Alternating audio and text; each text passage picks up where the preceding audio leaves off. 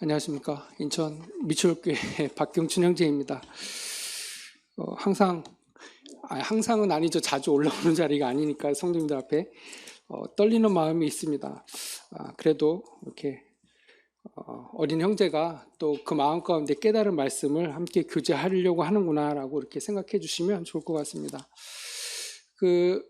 이제 계속 이제 공지되고 또 여러 성도 형제님들께서 아실 텐데요. 저희가 2018년도에 인천 모임에서 이제 분가를 하게 되어서 올해 이제 4년이 이제 넘어가는 시간을 갖고 있습니다.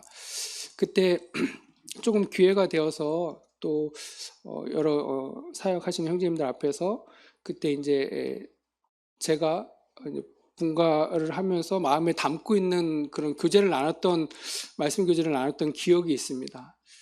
그때 이제 제가 인용했던 말씀은 이제 요한복음 10장과 또 21장 이제 이런 말씀들을 교제를 했는데요. 다시금 이번에 이제 교제를 나누기 위해서 그 말씀을 좀 살펴봤습니다.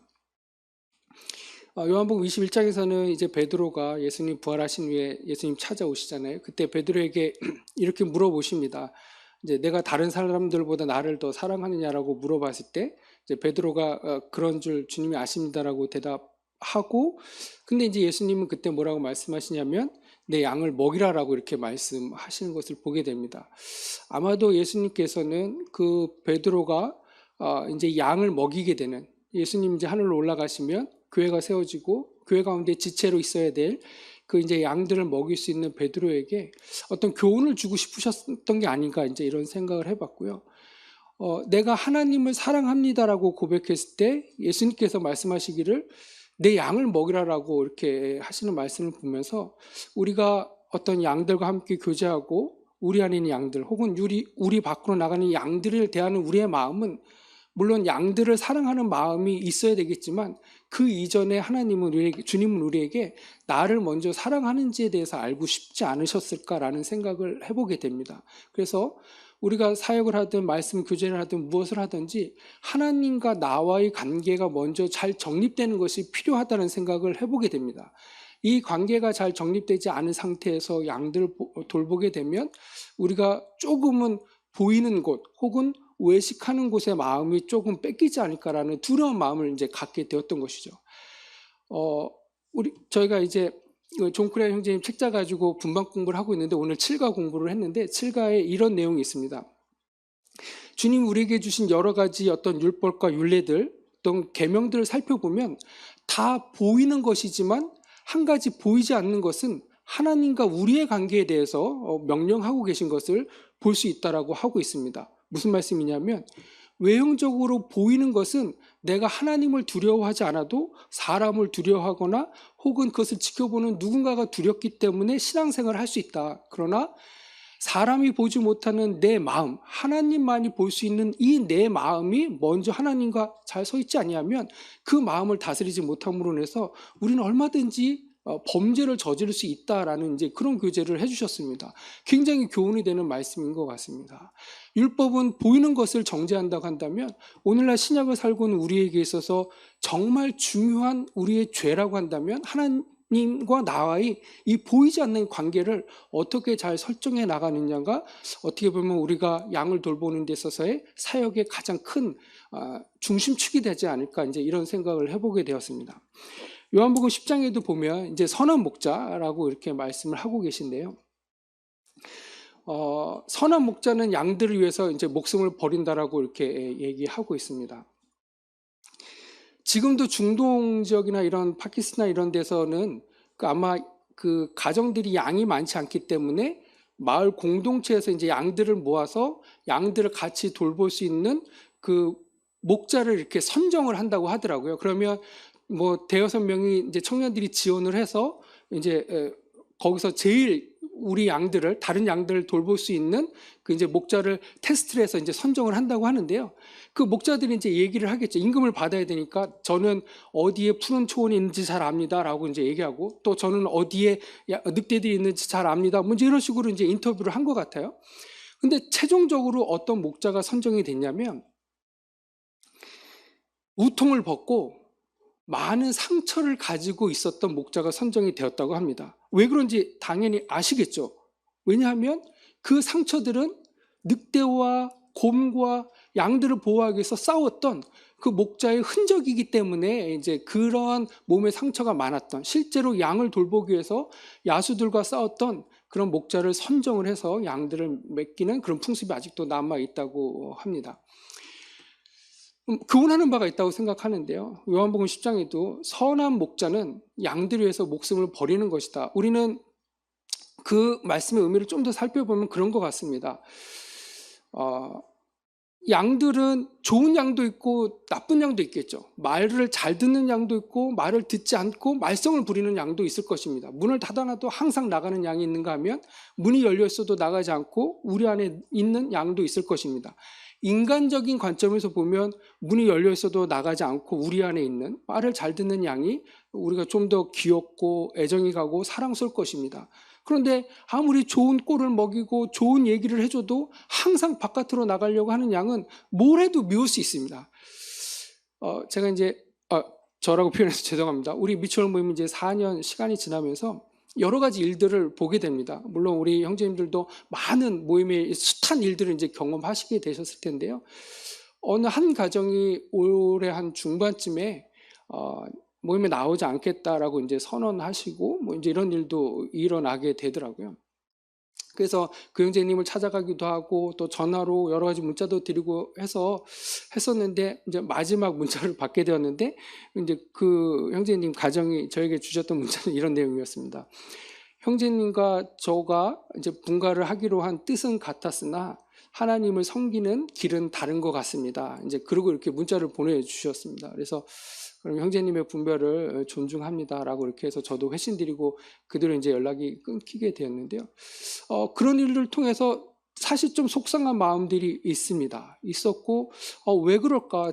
내가 그 형제님한테 정말 희생적으로 섬겼다라고 생각하는데 형제님은 무엇이 불만이었을까? 그 가정은. 그리고 그 형제님의 명분은 그런 것이었습니다.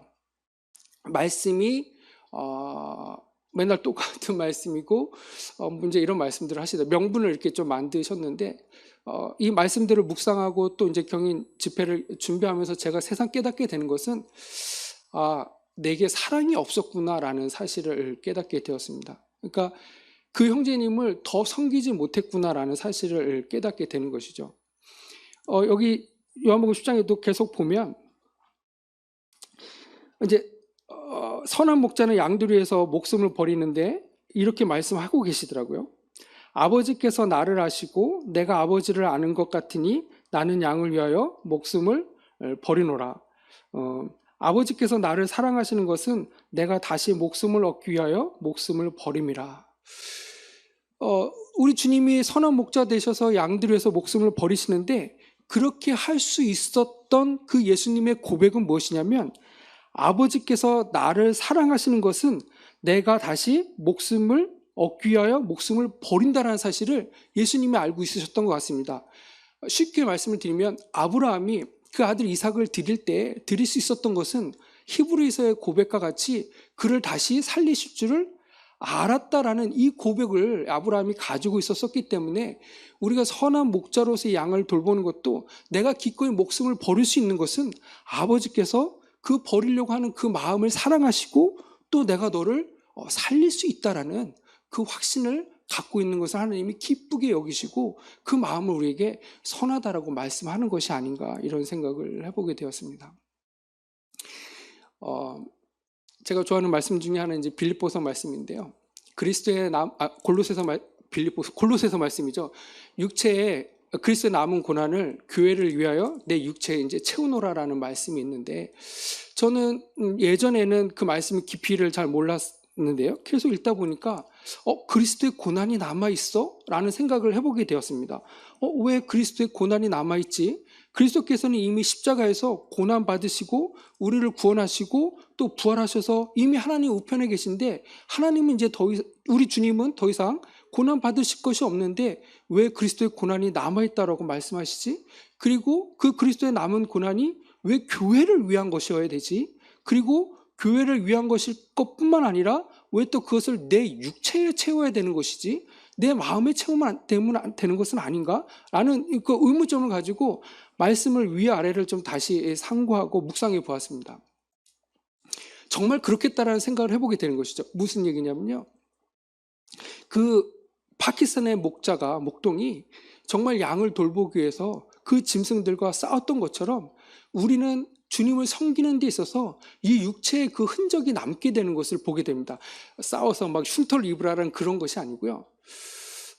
지난번에 미추홀 모임에서도 교제를 했었는데 제가 너무 위가 아파서 병원에 응급실에 실려간 적이 있었습니다. 위 내시경을 하고 이제 검사를 받는데 의사가 그런 얘기를 하더라고요. 위 내시경을 했더니 상처들이 있다는 거예요. 그래서 이 상처들을 봤을 때 너무 많은 고생을 하셨을 것 같아요 라고 이렇게 물어보시더라고요. 오히려 한 상처가 두세 군데 있습니다 라고 물어보시더라고요. 그래서 네 맞습니다. 굉장히 아팠던 적이 있었습니다 라고 이렇게 말씀드렸는데요. 우리의 믿음도 그러한 흔적이 있다는 사실을 보게 됩니다. 그러면 먼저 앞서서 일하시고 양들을 돌보는 인도자들에게 있어서 그 그리스도의 고난이 교회를 위해서 우리 육체에 남아있는 그 흔적이 무엇일까요? 고민이 되었습니다. 우리가 하나님께서 받으시는 그 우리의 고난이 뭘까? 그 흔적이 뭘까? 고난이라는 생각이 듭니다. 근데 그 고난이 무엇이냐면 아까 예를 들었던 것처럼 그 형제님이 나간다고 했을 때 내가 얼마나 마음고한데 그 형제를 받기 위해서 기도하고 인내하고 또 고린도전서 말씀처럼 우리가 그리스도를 가르칠 수는 없지만 그리스도의 마음을 가졌노라라고 말씀하시고 다윗도 주님이 그 마음에 합한 자라고 말씀하셨던 것처럼 너희 안에 이 마음을 품으라라고 하셨던 그 마음을 내가 얼마나 품었던가, 그 마음을 품기 위해서 내가 주님과 얼마나 씨름했던가, 이러한 성령님을 통해서 내가 죽기까지 그 마음이 그것이잖아요. 너희 안에 이 마음을 품으라 곧 그리스도 예수의 마음이니 그는 하나님과 동료됨을 취할 것으로 여기지 아니하시고 오히려 자기를 비워 종의 형체를 가져 사람들과 같이 되었고 자기를 낮추셨으니 곧 낮추어 죽기까지 복종하셨으니 곧 십자가에 죽으심이라. 그리스도의 마음은 십자가에 죽는 것이구나. 그리고 그 십자가에 죽는 것은 우리가 아직 남아있는 교회를 위해서 우리가 해야 될 고난인 것이구나. 우리 육체의 고난인 것이구나 라는 생각을 해보게 되었습니다. 그 가정을 잃어버린 그 아픔이 있지만 그 가정을 얻기 위해서 내가 선한 목자가 되기 위해서 우리 밖을 헤매고 있는 이 성도 가정을 얻기 위해서 내가 받았던 육체의 고난이 무엇이었던가, 내가 외부의 적으로부터 이리와 이 늑대들로부터 그 양을 보호하기 위해서 내가 육체에 가졌던 그 흔적이 무엇일까 생각해보면 주님 앞에서 그렇게 고난받지 않았던 것 같습니다. 제가 하나님과 기도하면서 씨름하지 않았던 것 같습니다. 차라리 알턴이니까 잘 됐다라는 마음도 솔직히 갖고 있지 않았을까라는 생각도 해보게 되는 것이고 되더라고요. 그런데 나는 선한 목자가 맞는 것인가? 고린도전서 말씀 계속 보면 이 말씀을 하시잖아요. 사도 바울 형제님이 십자가의 도가 믿지 않는 자들에게는 미련한 것이지만 믿는 자에게는 하나님의 능력이 된다고 했는데 그 하나님의 능력이 뭘까? 십자가의 도가 우리에게 주고 있는 하나님의 능력이 뭘까? 이미 우리는 십자가의 도를 통해서 구원받았고 영생의 소망이 있는데, 부활의 소망이 있는데 그 십자가의 도가 여전히 나에게 어떠한 능력을 가지고 있을까 하는 생각을 해보면 베드로에게 주님이 하셨던 말씀처럼 내가 나를 따라오려거든 나를 부인하고 내 십자가를 지고 따라오라고 말씀하시는 것이죠. 그러면 내가 그 참된 목자로서 주님을 닮기 위해서 참된 목자가 되기 위해서 그 양들을 바라봤을 때 내가 나를 부인했던 적이 있는가? 내가 그 십자가를 지고 간 적이 있었던가? 그리스도의 남은 고난은 우리가 십자가에서 주님이 당했던 그 고통, 양들을 위해서 그가 돌아오기를 바라는 그 그리스도의 마음을 갖고 내가 얼마나 그 십자가를 졌던가 라는 생각을 해보게 될 때 너무나도 많이 부끄럽다라는 그런 사실들을 깨닫게 됩니다. 물론 4년이라는 시간이 그렇게 길지 않고 짧은 시간이지만 또 앞으로 어떤 일들이 펼쳐질지 잘 모르겠습니다. 그러나 그 시간들을 거치면서 이제 제가 깨닫게 되고 또 이렇게 주님이 보여주시는 것들을 보게 되면 우리가 이 육체의 고난이라는 게 상처 이런 것이 아니라 우리가 마음적으로 얼마나 그 그리스도의 마음을 닮아가면서 십자가의 죽으심이라는 이 고백을 우리도 얼마나 해왔던가, 그리고 그 고백을 위해서 얼마나 우리가 이 성령님의 도우심을 간구하고 기도하고 주님과 씨름했던가라는 부분. 그래서 성령님의 도우심을 받고 성령님의 인도하심을 받기 위해서 우리가 얼마나 무릎으로 주님 앞에 나아갔던가, 이런 생각들을 해보게 되었을 때 많은 부끄러움을 갖게 됩니다. 말씀 한 구절 읽고 마치겠습니다. 골로새서 3장 말씀인데요. 구약 이제 출애굽기 26장에 보면 이제 하나님이 모세에게 성막을 짓는 이제 그 식양대로 성막을 짓는 모습을 보여주는데, 26장 1절부터는 이제 성소를 덮개에 대해서 이제 설명해 주고 계십니다. 그냥 그 의미들이 다 있는데 뭐 그 의미들을 지금 말씀드리기는 좀 어렵지만, 새삼 느끼게 되는 것은 그 성소가 그 네 가지 뭐 청색실, 자색실, 홍색실로 이렇게 먼저 엎게 되고, 그 다음에 두 번째는 염소의 털로 엎게 되고, 그 다음에 붉은 수양의 털로 엎게 되고, 그 다음에 이제 해달의 가죽으로 해서 이제 4번 엎게 되는데, 물론 그것들이 가지고 있는 의미가 있을 수 있겠습니다만은, 성소가 그렇게 4가지 옷을 입었구나라는 생각을 해보게 되었습니다. 근데 오늘 골로새서 3장 보니까요, 성도들이 물론 우리가 그리스도로 옷 입지만 또 입어야 될 옷들이 있다라고 말씀하고 계신 것을 보게 되었습니다. 골로새서 3장에 보면 12절에 이런 말씀이 있더라고요. 너희는 하나님의 택하신 거룩하고 사랑하신 자처럼 긍휼과 자비와 겸손과 온유와 오래 참음을 옷 입고라고 이렇게 말씀하고 계십니다. 그러니까 우리를 교회의 지체로 불러 모아 주셨는데, 그 지체 가운데서 우리가 주님은 그리스도로 옷 입을 뿐만이 아니라 또 이러한 성령의 열매들로 옷 입기를 원하고 계시더라고요. 근데 이 단어들은 다 아시는 말씀이기 때문에 그래, 그렇지, 다 좋은 말이야. 온유하는 거 당연히 필요하지. 관용하는 거 필요해. 자비 다 필요하지. 우리가 그런 옷 입는 거 당연히 중요해. 그런데 더 중요하게 옷 입어야 될 걸 그 다음에 주님이 말씀하고 계시지 않나, 이런 생각을 해봤습니다. 13절 말씀입니다. 근데 더 중요한 옷이 있다는 것이죠. 누가 네게 혐의가 있거든 서로 용납하여 피차 용서하되 주께서 너희를 용서하신 것 같이 너희도 그리하고 이 모든 것 위에 사랑을 더하라. 이는 온전하게 매는 띠니라. 이렇게 말씀하십니다. 14절에 이 모든 것 위에 사랑을 더하라라는 말씀이 사랑으로 옷 입으라, 이렇게 이제 말씀하고 계십니다. 그 앞에 것들도 다 옷 입어야 되겠지만 더 중요한 옷이 있는데 이 사랑의 옷이다. 근데 이 사랑의 옷이 왜 중요하냐면 이것은 온전하게 매는 띠이기 때문에. 교회의 진리를 우리가 잘 알고 있습니다. 그리스도의 몸입니다. 그리고 몸 가운데 우리를 지체로 불러 모아 주셨습니다.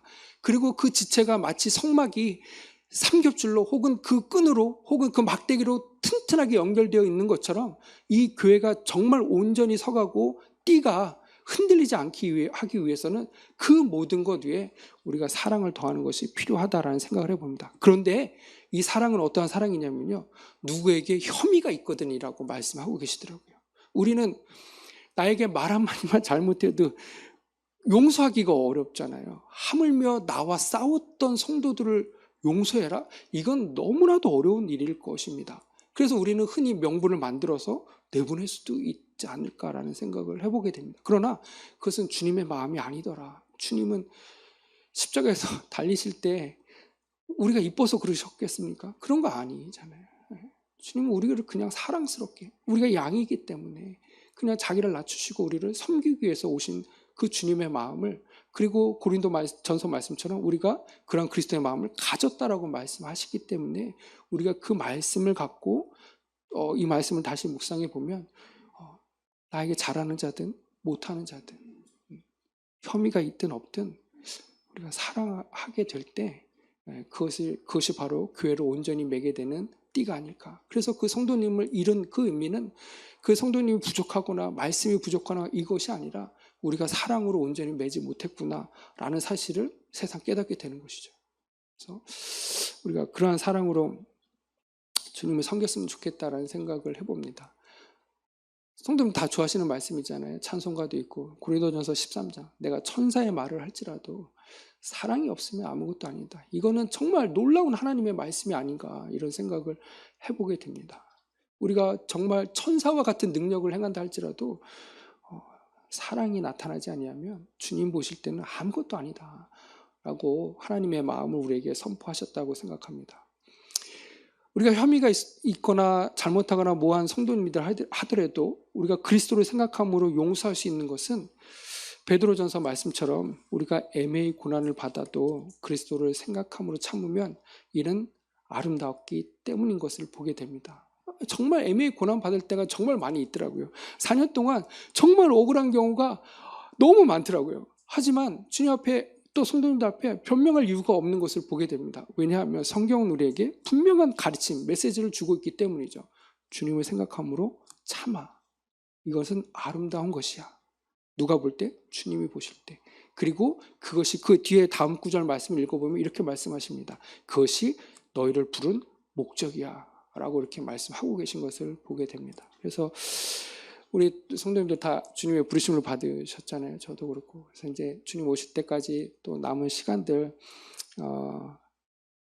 그러한 부르심에 합당한 삶을 우리가 살았으면 좋겠다. 특별히 하나님의 속성인 이 사랑, 요한일서 말씀도 쭉 읽어보면 얼마나 감동이 됩니까? 사랑을 모르면 하나님을 모르는 것이다 라고 말씀하고 계신 것들을 보게 될 때 다 아시는 말씀이지만 다시금 우리 가운데 이러한 사랑이 넘치기를 바라는 마음으로 좀 짧게 준비했습니다. 감사합니다.